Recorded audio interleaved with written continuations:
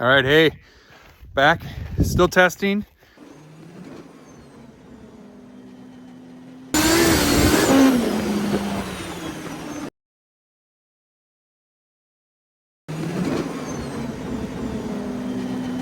I got tired of this boost control not giving me gate pressure, so that's what I got there. So I disconnected it. This line right here is from the intercooler. This is just, I only had a T fitting, so I had to make a cap for this, so that's just a cap. And then this goes right to the bottom of the gates. And then my top of my gates are open. Just wanted to show my logic for this solenoid. This is my boost control solenoid, and I have it at polarity at 1. Output low for 0% duty. To me, that means no boost for 0%. That's not what it means. It means full boost when I put 100 or when I put 0 in there. So I need to change that to that. Output high for 0% duty. So again, none of that makes sense. There's no extra F1 on here like normal. This was maybe my boost control issue for a long time. Thank you, Evans Academy, for the videos.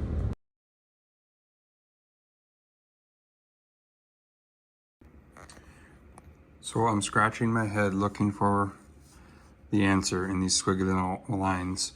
This purple here is showing a 90% duty cycle, and the blue is showing compound boost at 174 kPa, which is roughly about 9 pounds of boost. The green is just the turbo, and you can see that the turbo is just, it's trying to come up, and then something happens and it just won't go anywhere. And this is the exhaust valve that is shut, so it's making a massive restriction. And I noticed that when it kind of opens, all of a sudden my turbo started to climb. And so I thought, I wonder if I should reset up that table. So then I did this. So before I didn't have throttle position. I just had manifold pressure, and I wanted that valve shut where the hundreds are, and then I wanted it open. And so what I did is I came in and I put in TPS, and this gives me kind of a second layer. And I said, if it's above 80, just don't restrict it. And then once I did that, then this happened.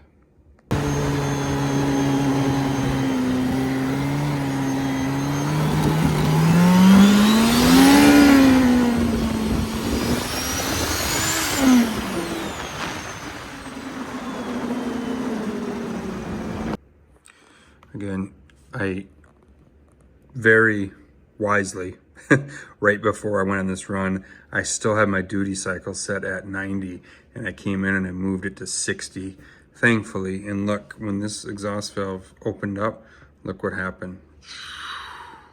And look where it ended up. 300 kPa. Yikes. Okay, so obviously turbos don't like back pressure. Everybody knows that, but I didn't think it would have such a dramatic effect on the spool of the turbo. So that was a good learning. Again, custom to my setup. No tuner in the world is going to be able to help me with this. And it just, Motec's right. The more we look at the squiggly lines, the more better decisions, more informed decisions you can make. So I went back to the drawing board, purple there, 20% duty. I started checking all my boost at different duty cycles, trying to develop a normal position table that I can eventually get to closed loop boost and actually command a certain amount of boost. So 20% gave me 200 kPa, which is right at 14 PSI. I continued this up through 60 and, I went a lot slower. I went 20, 25, 30, and then I ran out of time. But each time it was giving me a couple more PSI boost. All right, so you can kind of see the boxes that are have a border on them were actual data. So at 20%, I was getting a nice 14 to 15 PSI, 25, 16, 17. Look at that, it's going up by basically 1 to 1.5 PSI per 5% duty. And then of course I did the 60% run out of accident, and I just put 28 plus there. If you look at the projections and I continue to fill those in, I'm hoping to have that good of boost control. And if I can get more data here, I'll be able to validate all this, but that'll be pretty cool. If I know that those duties will get me those boost levels, then I'll really be able to start having fun tuning. So this is all the boost data, which I thought was kind of interesting here. I am still on the throttle at this point. You can kind of see right there that there's more wide open throttle left. And what happened is that the boost actually started to come down.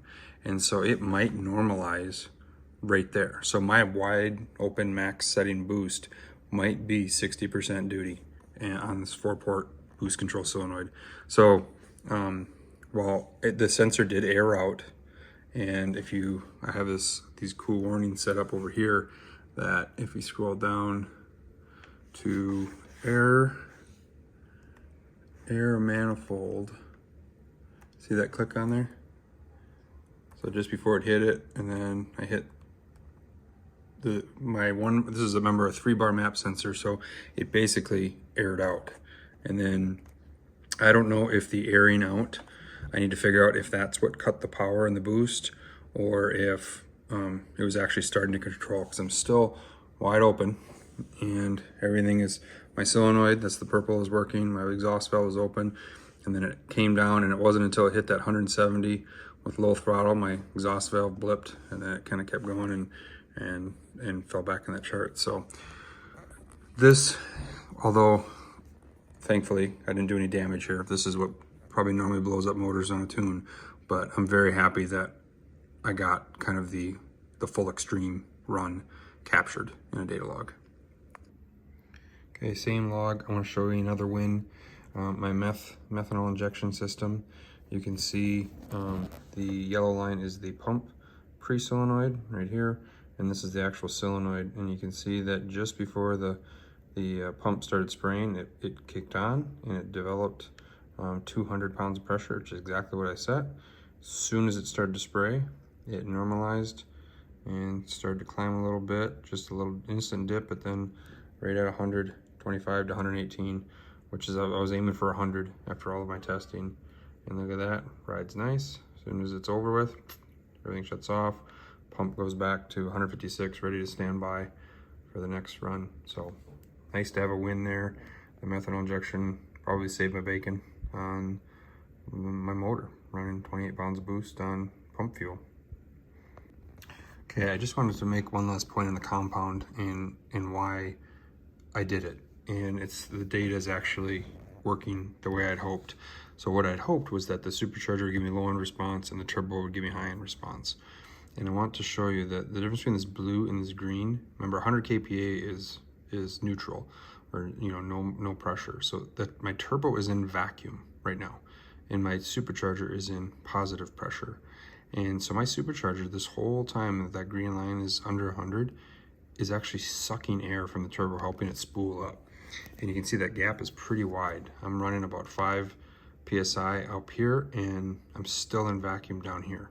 And then once the turbo starts to light up and starts making positive pressure, look at that, 105, which is barely any boost at all, to 140, which is about 67 pounds. So that is all low-end supercharger, making it fun in about a 3,000 RPM band from 6,500 to 9,800, just under 10,000.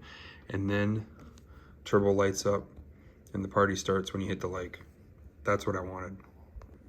Okay, last comment here about my crankcase evac. I have the values scaled up, but I want to focus in on this kind of teal line. You have to divide these by 2, so to see what the actual kPa was, but you can see that my crankcase pressure is building and building and building until it hits the point when the turbo actually starts working. So again, my exhaust valve has been open since here, and it's finally, it just took about this long of a leg before it started to suck down, and it sucked. If If you divide that by 2, you're at 100 and something. It's basically neutral. So there's no crankcase pressure anymore. Where last year I could easily see that being, when I was doing this runs with the exhaust valve closed, I was seeing a lot, 3 to 4 PSI. Now it's none to 0. So very cool. Happy with that. Happy with the methanol. Happy with fueling. Everything is finally working. All right, guys, that's it for now. Last point, I don't want to belabor this, but this pink line is where I'm aiming for my lambda, and the red is the actual. And you can see it only spikes when I let off the throttle. That's what the green lines here are. So I'm rich, but I'm safe. And so I am going to leave this tune right in this area. I have every single thing working. It's working as designed. This is my meth down here kicking in on the spikes. Everything is working perfect. Now it's just a matter of what do I want it to do, you know? And so I need to get on a dyno. I need some more controlled, consistent conditions to where I can really dial in that duty. Then I can start commanding closed loop boost, closed loop lambda, and I can do things like I can have that exhaust valve open and command a ton of boost down low. You know, I'm not even working on throttle spool or anything like that, and my timing is insanely conservative. I probably got 150 horsepower left in timing to adjust. On that big run, I hit 11 degrees because I pulled it down and then I pulled it down some more and then I pulled it down some more, and never thinking I would get there, you know, and thank gosh I did. So that's going to be it. This is a clean graph. This is exactly what you want to see. All the squiggly lines are where I want them to see, I want them to be, and that's just what's really fun about this project is I've gone from not even knowing how the Motec pulls a data log to actually being able to read it and interpret it, and that's what my fear was that I was not going to understand what was happening before I blew it up, and learn the hard way. And so again, can't thank Dan Stahlbaum in Canada, Steven in Wisconsin, gentleman in Norway sent me another my cold start tuning, pointing me to the voltage dropout on that. I can't thank you guys enough for helping me. So now I'm going to be heading up Wisconsin at the end of the month, end of January. I hope to see somebody. If you see the sled, I'm going to do an unveil on the next video where I kind of show you the new look. It's not there, it's not painted, it's not final on that, but it's looking pretty dang cool. So I'm excited to show you that. Anyway, guys, thanks for sticking around. Thanks for the help. Appreciate it. See you on the trail.